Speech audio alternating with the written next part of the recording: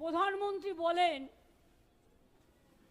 বাংলা সরকার আমার কাজ করে না, আমার কথা শোনে না। কেন শুনবে?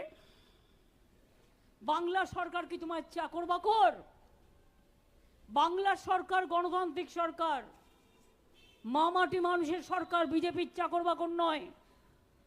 আমি যেটাই দেখব মানুষের লাভ হবে আমি সেটা করব। যেটা বিজেপির লাভ হবে আমি কেন করব? আর তাতে যদি ৭৫% মানুষ বঞ্চিত হয় তাহলে কি হবে?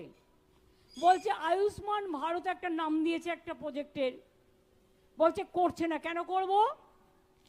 এখন স্বাস্থ্য সাথীতে ৯ কোটি পরিবার সাহায্য পান, আর আয়ুষ্মান ভারত হলে আমাকেও 50% টাকা দিতে হতো, আর মাত্র ১ কোটি লোক পেতেন। তাহলে ৮ কোটি লোককে কি আমি বাদ দিতে পারি?